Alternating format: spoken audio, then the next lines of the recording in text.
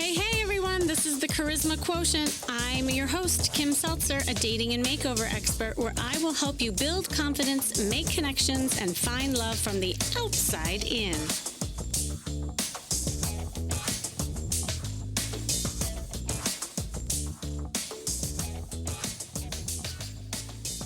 Dating today is hard enough, especially as you get used to the new COVID world, right? But dating is especially difficult when you have been the target of emotional, verbal, or narcissistic abuse. Now, narcissistic abuse is a form of covert emotional manipulation where you have been either belittled, isolated, and controlled by a narcissist. Blamed for everything and anything that has happened. And I know I work with a lot of people who attract narcissistic partners. And I even did a whole episode a while back on how to stop attracting narcissists. So I definitely encourage you to listen to that if you are out there looking for ways to become what I call a narcissist repellent. And believe me, there are things that you can do to repel people like that.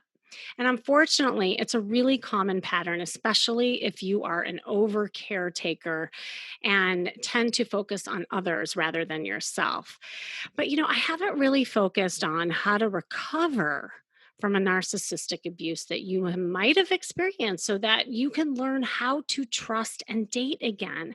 And here's the thing, it is so hard to recover from one of those toxic relationships, especially like this, because not only are you healing from the trauma of the toxicity, you might not even be sure you want to date again. And any survivor of narcissistic abuse can tell you that it's exhausting to even think about another person after the mind games he or she has gone through.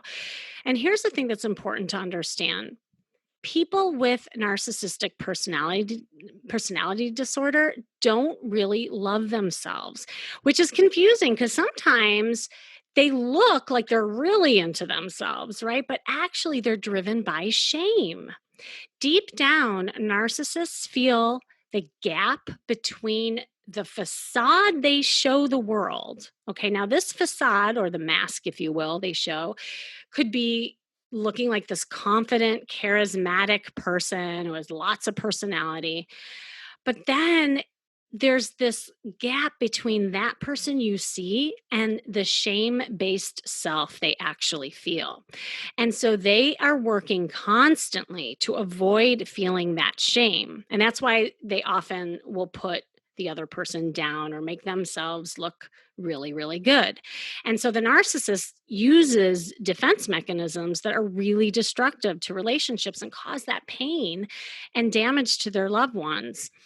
And this is what the narcissistic abuse is all about. And it can look like a lot of different things. It can be emotional, mental, physical, financial, spiritual, sexual. And I'm just going to list a few of them to see if this is something you've experienced. I mean, it could be verbal abuse, right?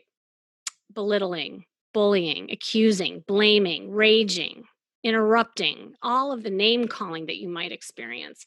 Manipulation, they are the masters of manipulation.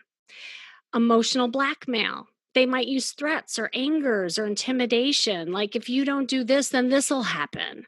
And so then you're in this constant fear. They gaslight you. Do you know what gaslighting is? That distrust that they instill in you and your own perceptions of reality. So then you start to actually believe that you're not competent. And then they're constantly competitive with you, right? They'll try to one up you or be better than you somehow. And the list kind of goes on, but those are just some to name the few. And if you've experienced any of this, no wonder it feels hard to imagine trusting people, and even more so yourself, to put yourself out there. And that can be really scary. In fact, because you're scared of getting hurt again, you might date with a bunch of armor to block people from really getting to know you. And in essence, you're trying to block that from happening and using that as a vetting process. But that can also backfire because you're not allowing for people to really see and feel you. So, with me on the line today is a woman who is recovering from being in a marriage with a narcissist, and she is struggling to find the courage and confidence to let go and think about dating again. And I hope I can help. Jane, are you there? Welcome. I'm here. Oh, there you are. Oh, Hi. hi. Hi, hi. Oh my Hi. gosh. Well, thank you so much for coming on. I know, I mean, it's really courageous, especially everything that you've been going through. Maybe just like introduce yourself and, where you come from and then tell a little bit about, what you're dealing with. Okay, yeah, my name's Jane, and I live in a really wonderful small town.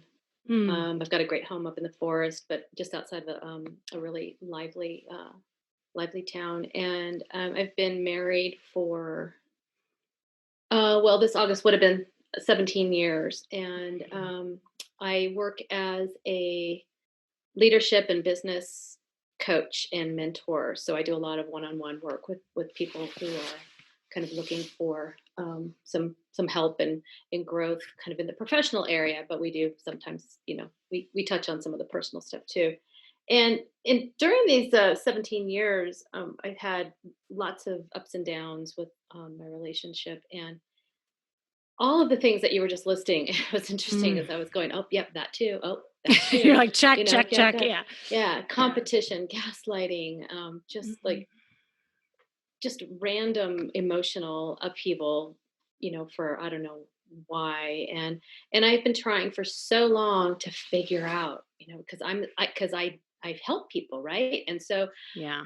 I spent the whole relationship thinking, okay, well, if I could just figure this out, if I could just figure out, how to crack the nut, how can I get through to him and solve this problem? And I spent the whole time working so hard, and really, to be honest, I spent the majority of the relationship in a lot of pain and hurt.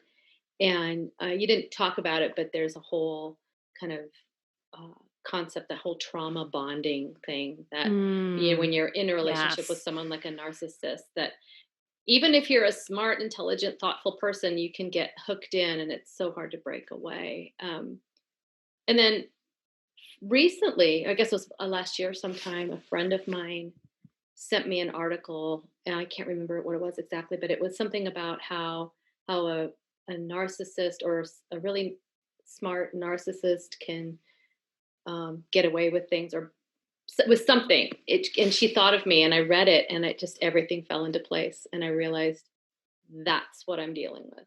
Mm. That's what I'm dealing with, and it was hard, but it also um, it helped me. I could finally put a label on it in a way, Yeah. and really what came out of it was that I realized that there isn't really anything that I can do about it, and what I needed to do was to figure out what I had to do for myself. Oof, yeah. Yeah. That's So, powerful. I think that's one of the things that also happens when you're in a narcissistic relationship with somebody who is one is that you feel so alone and you start mhm, thinking, well, what's wrong with me? Like, why can't I figure this out? And especially with someone like you who does that for a living, right? right. Figuring it out. And it's like, There's got to be an answer, there's right? There's got gotta to be. be, yeah. And Like, like you, right. if I could just figure Absolutely. it out, if I can just find the right Hmm. combination of what we can do, or what I can say, or how I can help him. Because the one thing that is true, is that I believe, in my situation, he really is working from a place of shame, like such deep shame, Hmm. that yeah, was just so pervasive. It became so obvious to me. And I thought, if I could just help him, if I could just help heal that wound. And that really was actually feeding the problem. I was just gonna say that was like feeding the monster Yeah, it almost. was. Yeah. And Yeah. it's counterintuitive to somebody who's a helper. And that's the loop where people get caught in, because you think the more Yeah. you help, the more it'll get fixed, but it actually just creates the monster to get bigger and bigger. And that is the Yeah. hardest thing. Yeah. But I wondered, so how has this kind of narcissistic abuse that you've experienced impacted your ability to like trust and move on and like what's been coming up for you? Wow. There's a lot I could say about that. I, it's, I have to say that when this, when we finally decided that we were going to separate and go our separate ways, I really took stock of how I was as a person, and I realized I basically had my confidence was completely shattered, I had no self-esteem. I felt like there was no sense of my own value, and no, trust is just not something that felt familiar to me at that point. And before you can trust anybody else, you have to be able to trust yourself, right? I mean, Mhm. and so that just feels like it was completely shattered. And Mhm. now it's about trying to kind of find my way back to feeling more confident with myself so that I can trust myself so I can move forward. It really it's like I have to kind of start from scratch Yeah. to come back. And I've been able to to do a lot of work so far, but I still feel very, very fragile and very tender, very, very fragile and tender in Mm. those areas.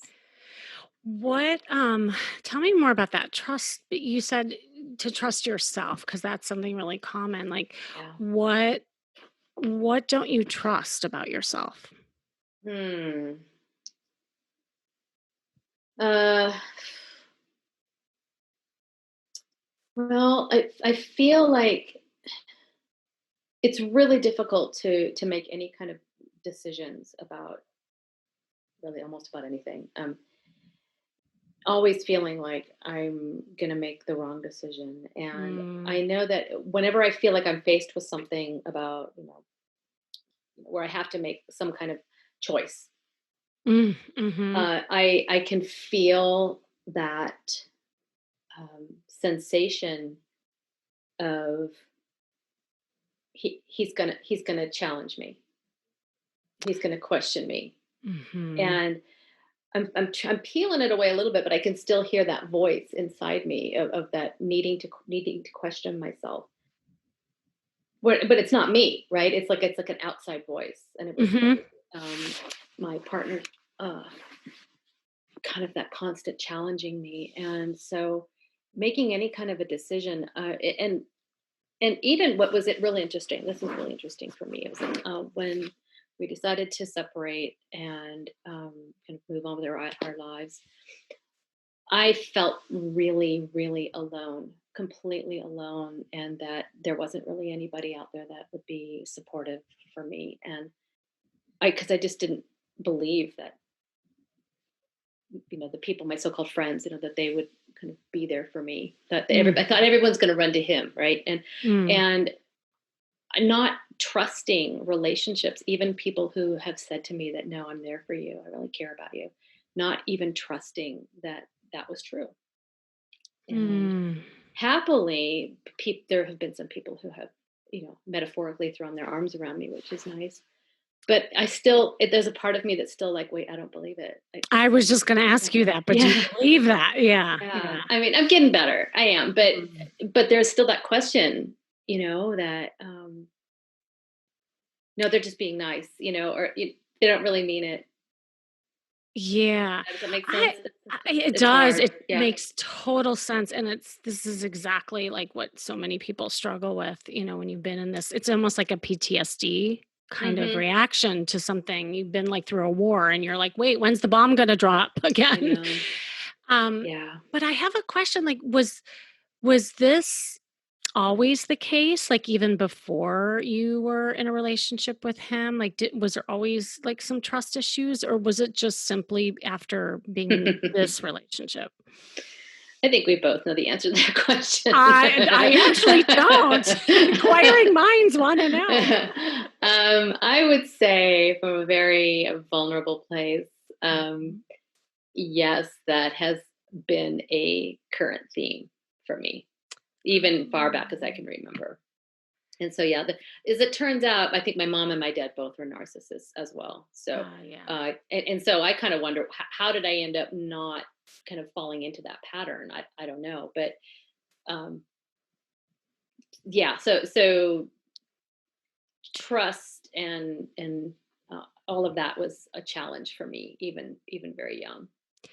So it makes sense. It totally makes sense, but, like, with your parents well, at least you think that they might have been narcissists, like, Mhm. what was your role with them? Wow. When I think about it that way, that's a good Mhm. question. Like, what did you do when they Yeah, I feel like, and now this is my grown up voice now Yeah. talking from my little person, but I'm kind of seeing it through grown up eyes. I felt like, and it's always much more complicated than this, but I felt like I was there to, I somehow was there to serve them in some way. Like, Uh-huh. um, yeah, like for my dad, it might have been to where he was, kind of living vicariously through me in some ways, in some, Mhm. trying to solve like things that he wasn't able to do. He wanted me to do and to do it Ah, his way, and I always had to check with him before doing anything. And it was that same experience of like, if I wanted to make a decision or I wanted to have something or I wanted to make a choice, it was his voice that I was hearing all the time to challenge, and you when you know. took that challenge and you did it, did you get Mhm. praised for it, or was it, like, not enough? No, not really. No, Mm. no. Uh, constant critiquing, constant critiquing of what to do, what. Yeah, and I'm sort of like going back there in my mind a little bit now as we're just Yeah, talking yeah. about this. Yeah. um it was not I never good enough, really, is how it felt. Never good enough, and just wanting so desperately to be appreciated and accepted. Which is an interesting thing that just came up for me recently, is this concept of feeling rejected, Mhm. and how throughout my relationship, like one, but there was like the honeymoon phase at the beginning, right, where everything's like the love bombing and it's all really sweet and wonderful. But then as it started to turn, it was these little microscopically um, getting larger and larger experiences of rejecting me. And what that did for me is it just made me want to try harder to to be accepted, to get the love.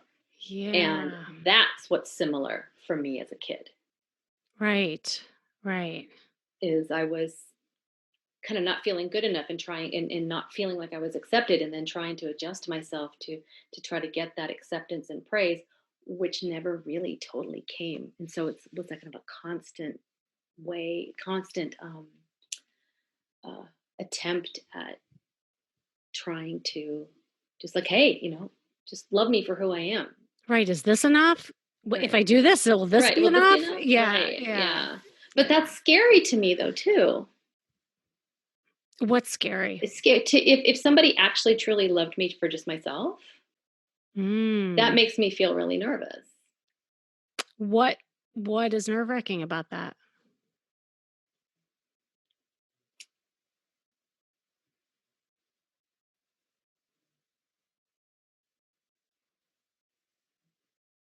Yeah, I don't know. It's a sense of,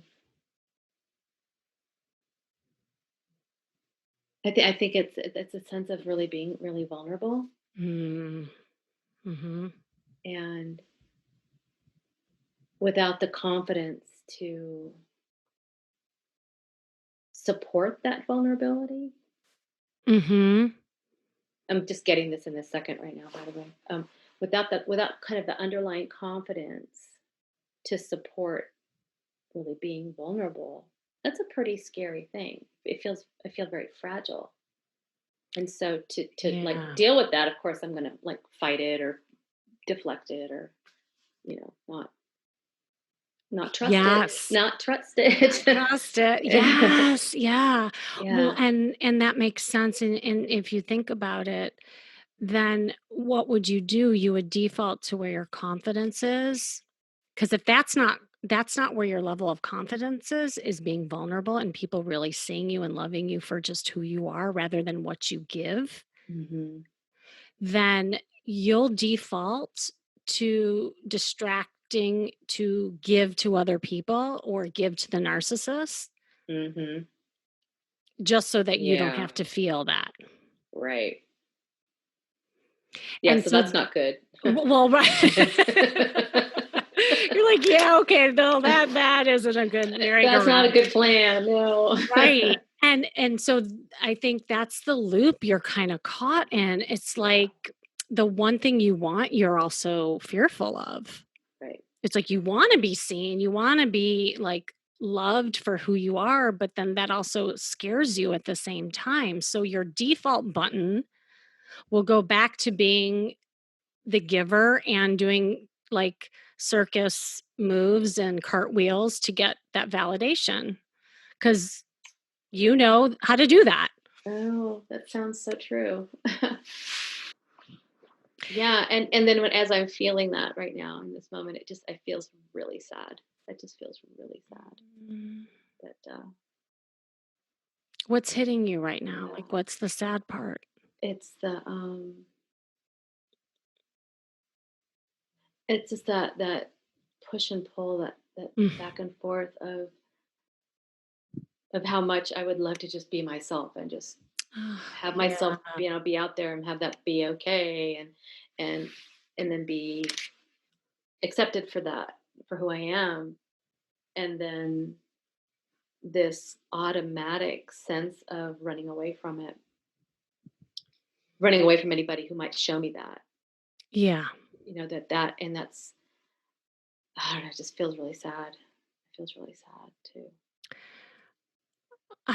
Yeah. I so I so know what you're feeling right now, and Hmm. it's like a tug of war that's Hmm. going on, and but here's the good news is that first of all, that you're aware of it and you're accessing it and you're feeling it, but it's you're uncertain on how to overcome this because it's like it does sound like and I even heard it in your voice like there's excitement to think about you just unleashing that side of you and being like here I am, and just being you Jane and having Hmm. somebody love you, but you're it's just the script that was written really early on that anytime you did that, the rug would be pulled under your feet, so that you didn't trust it back then. Ouch. So Yeah. it's just rewriting the script basically. And by no means can that like be a quick script. Like this, you're recreating a new Hmm. story and it's just going back to the beginning because that old script is an old script, and that's your parents, and, it's like kinda lovingly give that back to them because that's not Hmm. yours. It's Right. just not yours. And so the question becomes, well, how do you do that, right? Like, I know you're smart enough to know all this stuff, but it's another thing to say, "Okay, but where do I start?" kinda thing. Because that's what I Yeah. wanted to ask you, like, when you envision, like, what you want, let's just say in the Hmm. next month, what would feel really good for you? Like, do you have any, like, secret desires and wishes around, like, what you Hmm. want? Hmm. Well, I would love to not have to have conversations with my husband, soon to be ex-husband, Uh-huh. because the problem Yeah. is if people have studied it all or learned anything about narcissistic abuse and being in a relationship with a narcissist is that the only way to deal with it is to have no contact. And Right, right. and however, if you have children, no contact is really hard. Exactly. And so while we're in this time where we're kind of dividing up the assets and dealing with that, and we have our child is older, so thank God, that um, he kind of gets it, and so he's almost an adult. But we still have to have these conversations, and it's every time I talk with him, it just throws me into some sadness and sometimes into a pretty uncomfortable depression. And if I could wave a magic wand, it would be to not have to talk with him for a month, but that's probably not going to happen. Um, How outside, can I just ask you this? yeah. How often do you talk to him? right now? Like what and what's the nature of the talk? Like does he come over? Does he talk to you on the phone? Is it texts? It's primarily texts, and Okay. I've kind of laid a boundary. He's out of the house, and I do not have him come into the house. Okay, good. Yeah, if he has to Good. pick up Mhm. something, I put it out on the front porch, and he can come pick it up, and I keep the door locked. And he's not going to challenge that. I mean, thankfully, he's respecting that line. Um, and and the conversations I try to keep pretty. I try to keep them kind of emotion free, Mhm. but he's a very gifted, brilliant narcissist. Yeah, yeah. They He know where you live, so he knows exactly exactly like the jugular to right. go after. But when he goes for the jugular and he gets you, what is your reaction? Like what do you do at that point?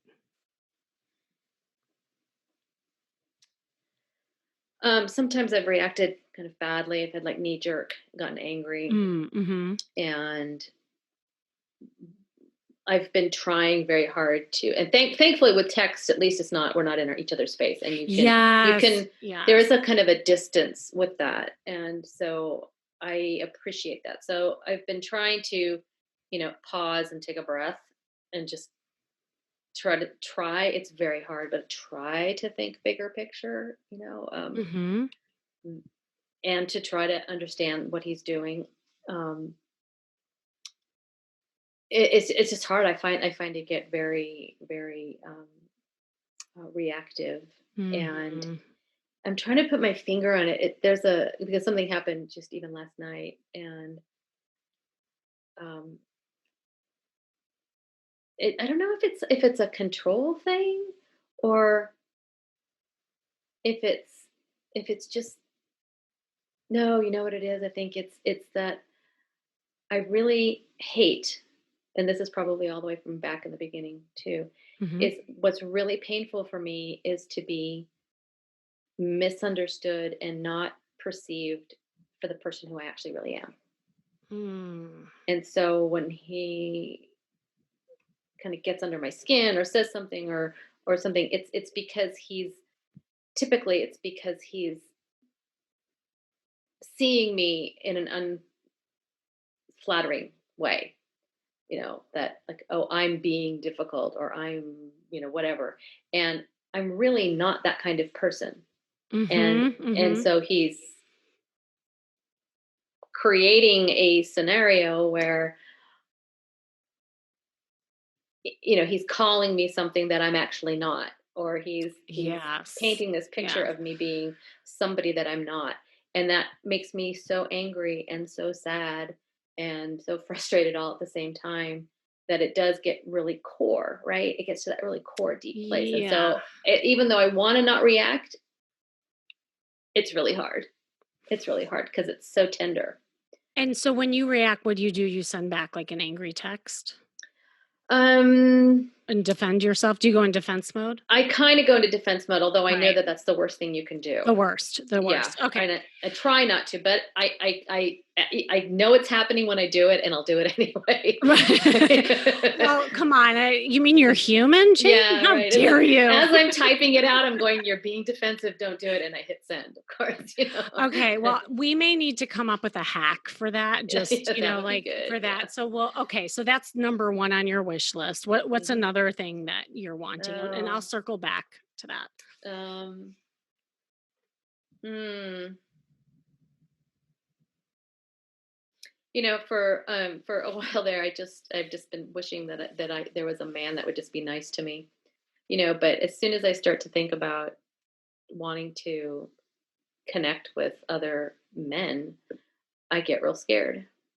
So I kind of here's what I want to not feel scared Ah, okay. to to venture out in that direction. Um, Mhm. because something did happen recently, and this was kind of interesting. Is that I have sort of had my kind of been out there online a little bit. I kind of like stuck my toe in the water, Good. and Yeah.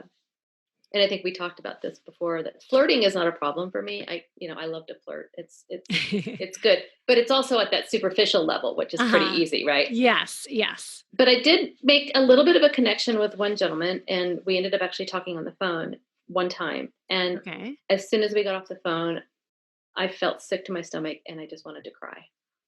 Ah, what hit you? I think I think it was just this big overwhelming feeling of like I just don't want to do this. Mhm. I just don't want to do this. It's been so long, and Mhm. I don't know. Yeah, it felt so uncomfortable to even think about going in that direction. Yeah. And and so yeah, I don't know. It feels very murky. Um, Mhm. yeah. I hung up the phone and then I called a friend and said, "Look, this just happened, and I just want to cry. It feels awful." And yeah, so So what did you end up doing with that? Did you just drop it? I politely let him know that I wasn't ready to Ah, pursue okay. this, and Okay. yeah, because I didn't want to just drop it. I mean, that to me feels So rude. you So did, yeah. No, no, no, but you closed it out, in other I did. words, just for that. But really liked what you said before, just the whole notion of like dating and getting into it and all that. But just the fact of not being scared, I think that's something you can work with. And Mhm. when w- when you're coming out of a war, the worst thing you could do is take off your armor and walk around naked, like, and no one wa like, no one feels safe doing that, you know what I mean? And so, Yeah. I think the better approach is doing exactly what you said, but really getting clear and crystal clear on what little dents you can make so that not only the fear factor goes down, but that you can also start getting used to receiving Mm. and trusting. And the receiving piece, I think, would be a really interesting thing for you because I just want to also, I mean, and you know this because we kind of chuckled before we hopped on that Mhm. you are a caretaker through and through. You do this for a living. You're used to also steering the boat. You're Mhm. used to being in control, and that is a way of covering up you feeling vulnerable because that's too scary. So you much rather live in a place where you can be in control and help. Cuz helping is a way of controlling cuz then you don't have to like expose yourself, Oh, right. Well, because it's right? about them. It's about the other Yeah. person. It's not about Yeah. me. And you can do that all day long, but like what Yeah. if I mean, even just hopping on this podcast and letting me steer the podcast. I mean, like just that, you know what I mean? Or like letting your friends, do That's so the hard. You did a good job, by the way. I'm just like, so want to take it where I want to go, and like, yeah. Anyway, so Yeah, well, I'm again, just like relaxing into it. yeah, good, good. Because well, as we've been doing this, what has been hard about it? Like what kind of feelings come up as I've been kind of more helping you? Mm, um,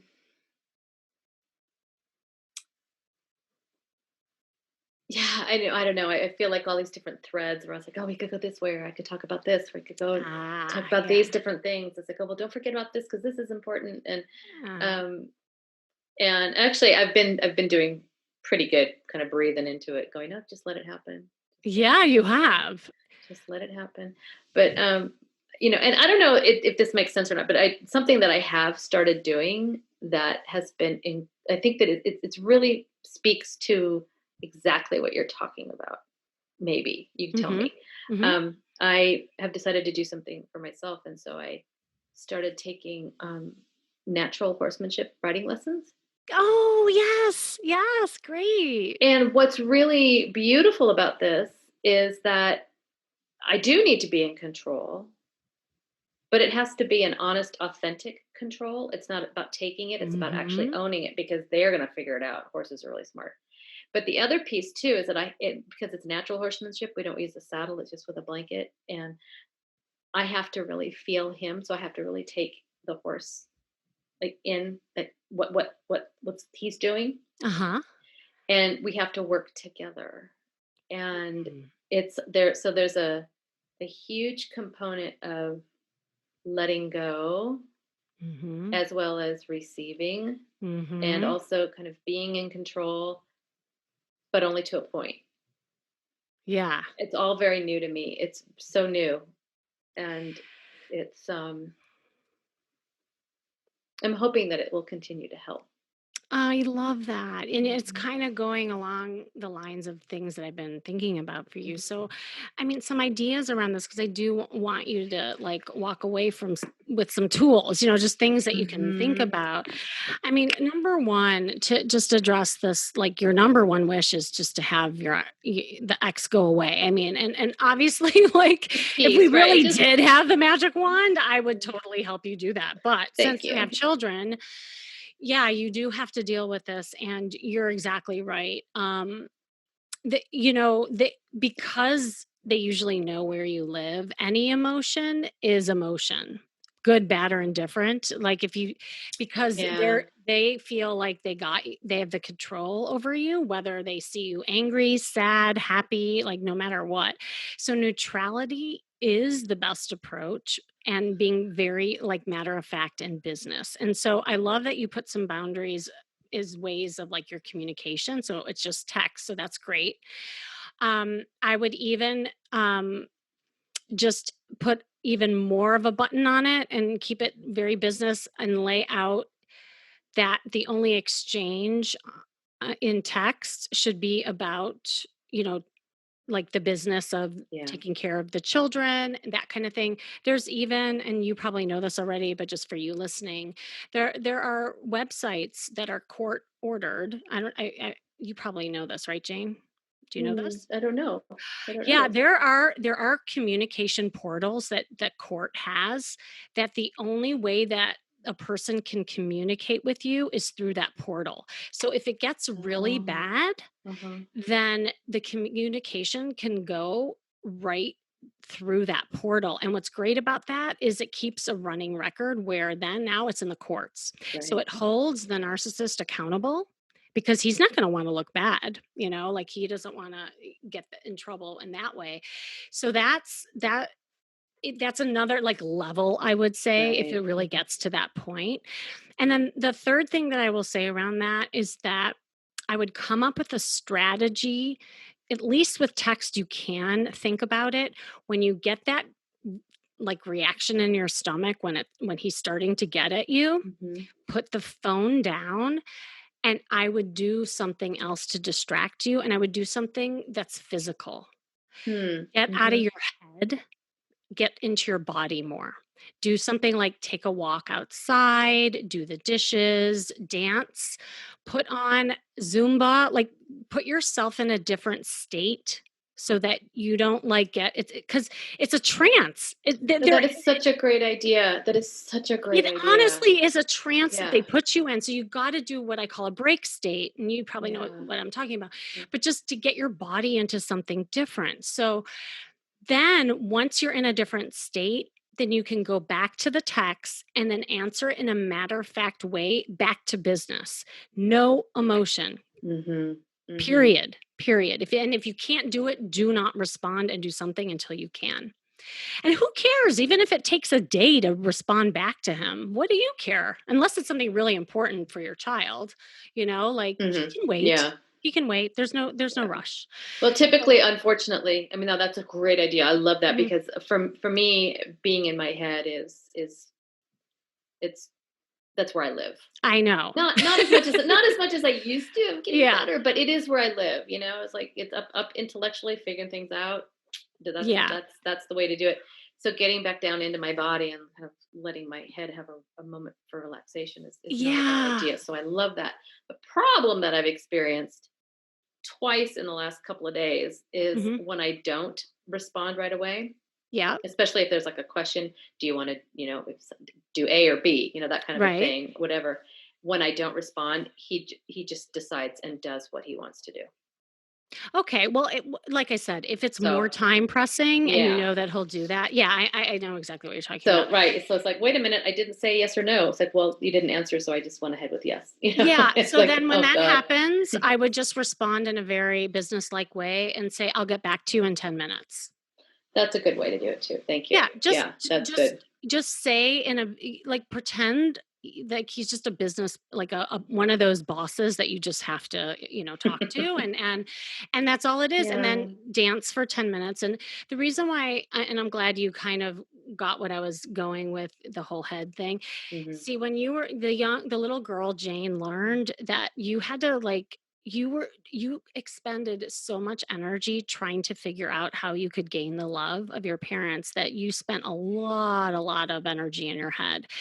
And you still do that even with what you do for a living. So I encourage you, and this is almost like a segue into the other thing I want to talk to you about because you Hmm. were talking about the horseback riding Hmm. is to start doing things where you can be more in your body just overall. Like I would encourage you to get back to like who are you, Jane, separate from this guy, and do things for yourself. It's no one else. And I know you're gonna laugh, but I like pole dancing is something that has helped a lot of women get into themselves because pole dancing is actually about you. It's not even about the man. And Hmm. I've also had a lot of, clients and friends say that they've built a great community. Now, I know we're in COVID, so pole dancing might not happen in the studios, but, there's a lot of things happening online.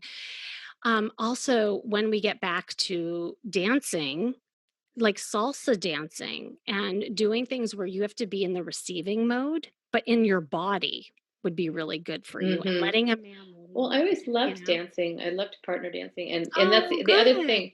Yeah. Yeah, the other thing that's just really that I absolutely hate, and you could take your magic wand out right now, Yeah. and that's the whole COVID thing, because Yeah. there's so much that I would do if I could get out more, and I would love to actually be with my friends and and do Yeah. things, and so that is really hard to be kind of stuck in this, needing to be cautious. I, So, I I totally yeah, hear you. I mean, yeah, I think we're all there, and yeah, especially if you're more of like a person, in person. yeah. But I will say that actually, I think this is the perfect time for you, and I'll tell you why. Oh, please Is do. yes.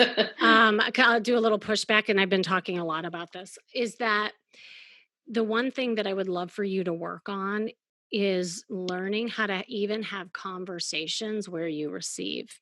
And what better way to practice that in the comfort of your own home, where you're not relying on any physical, but even just like the phone conversations that you have with people. And Mhm. you know, I I wouldn't even think of the apps for you as ways of dating. I would replace that with the word being social and with male energy and just getting used to like male energy again and just learning what it could be like to let a man drive a little bit more the conversation and you practicing receiving by sharing more about you and Mm. having conversations and practicing is so perfect. Like a lot of my clients that are working on this right now are feeling more connected than they ever did before when even, before this whole thing happened. So I encourage you to just do more practice around that. And I think with those three things, like doing things in your body, having some more parameters with the whole texting thing with your ex, Mhm. and then also practicing just sharing more about you, but just little bits at a time. And Jane, it could just I would go really slow because I know again, I don't want to strip you naked. Like I'm just saying you can put the shield down and just like practice that. And then put the sword down. Like you just do like Right. the armor just kind of peels off a little by little. And like, okay, well, I'm gonna share something that I like and let's see if this guy is paying attention, like and just do it Yeah. more as a way of research, if anything else.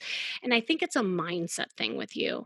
And I think if you just wrap your mindset around that versus, oh my God, I got a date and he could be my boyfriend. And oh my God, he could be a narcissist in a relationship. And oh my God, that's way too much. And that'll like shut you down. Yeah, it's really as you're saying this, my head's going, "Yeah, okay, that sounds good." Oh, good.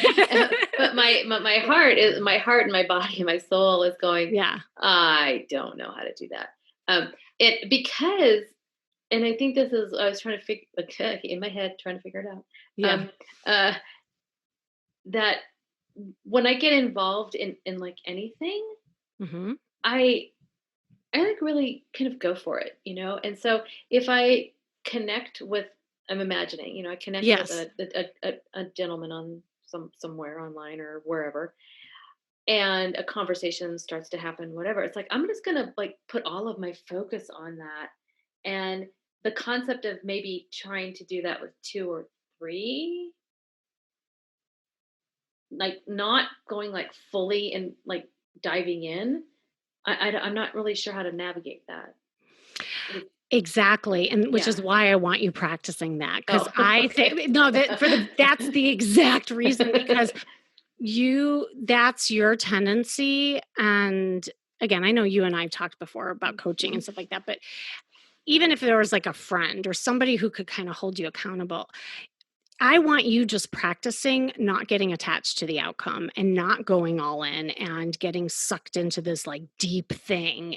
That is something like, because then you'll get into that like fix it thing and like, okay, and Mhm. I'm going to make this work. And this is, and then you'll get like, you'll go all in. And I don't want you doing that. I just want you getting a little selfish and practice receiving and sharing things about yourself and seeing who shows up.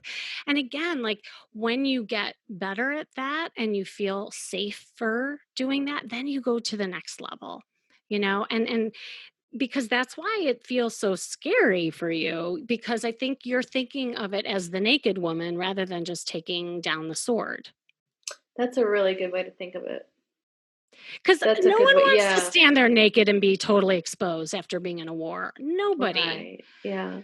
So I would really encourage that. And of Yeah. course, I'm always here to help you, but I hope did that all make sense? Was that Yes, it does, helpful? and that image actually is like really really resonating for me too. It's like Oh, I don't have good. to, to just to be there. Yeah. I don't have to be all like clad in all of my armor with all of my tools and tricks and whatever. But Right. I can lower it a little bit and be there, but I don't have to be there for somebody else. Heck no. I'm going to be there for me, and God, why, I don't know why this is so hard, but I'm trying to put a lot of focus on this. It's like exactly that. Like, what do I want? What Yes. do I want? Not, oh, will I fit? Not that. Yes. Not that. Yes. Where do I want to be, or what do I want? And that's a tough one. It's really tough. It is tough, and this is the time. That's why I think COVID is perfect for you. This is the time to figure that out, right? Like Mm-hmm. you have all the focus, it can be just on you right now, and pulling in and really taking a look at all the stuff, like who are you, Jane, separate from the caregiver, the provider, the go-getter, Hmm. like just know that knowing that you're enough. I mean, the little girl Jane never got that. So you got to like give that to yourself. And that knowing that you are enough separate from what you provide for others. That's profound for me. That is really profound for Mm. me. Yeah. Um, I'm really glad that this is being recorded because I can refer back to this and hear this part again for me. Oh, Yeah, it just good. that feeling like I'm enough, and um, yeah, You are. kind of like, yeah, and like, and find ways to feed and nurture that the little one inside of me with what the truth was, Mhm. which was I didn't get what I needed. I didn't get the confidence building, the self-esteem building, the acknowledgement, the acceptance then, which had me on this like constant search to try to figure out how do I get that Yeah. from somebody else or Right. something else, as opposed to just figuring out what do I want and then making it happen for myself. Bingo. Yeah, wow, that's good. And That's that's how we good. roll here at the Charisma Yeah. Quotient. this Oh, Jane, was this is where we ring the bell going, yes, I know, Yeah. ding, ding, ding, ding, right, right, right. Yeah. Oh, well, no, Yeah. I'm so glad you Thank you. hopped on, and Yeah. I do Thank you so hope much. it's helpful, and yeah, and we talked a little bit about this before, the emotions always run high and low as you're recovering from this stuff, and for each bad day, there's gonna be a great day ahead, and it's just a matter of, like, how you go through it, Yeah. so Yeah. anyway. I know. Yeah, I did really kind of set myself up by saying, look at it, kind of having a conversation with myself, Mhm. saying, look, just because I'm having a great day today doesn't mean that that's going to be how I'm going to be for this one. It's going to be a bumpy road. It's going to go up and down, and to just, if I'm having a bad day, to just let myself feel whatever I'm feeling, and then sure enough, something happens, and I'll start to feel a little better, and to try to Yeah. be kind of like easy on myself, to not beat Yes. myself up for having a bad day or getting really depressed or sad about something. And It's yeah. that coupled with having tools in your toolbox to then also make movement and get through some of this stuff so that you Yeah. start breaking patterns. Because there's one thing that I want, like, not just you, but you listening to this, is that it's one thing to know it and analyze it and connect it and be aware of it. It's another to then start doing something about it. And that's where the action piece Hmm. comes in and the stuff that we talked about today. Yeah. So, Yeah. Jane, I know No, you'll do it. Maybe I'm we'll looking have a forward to, yeah, I'm really looking forward to doing some of this stuff. So thank you. awesome, awesome. All right. Well, again, thanks for joining me today. This has been the Charisma Quotient. I'm your host, of course, Kimmy Seltzer. And remember, you can build confidence, make connections, and find love from the outside in. And if you want to know more, make sure you go to my site, as always, kimmyseltzer.com.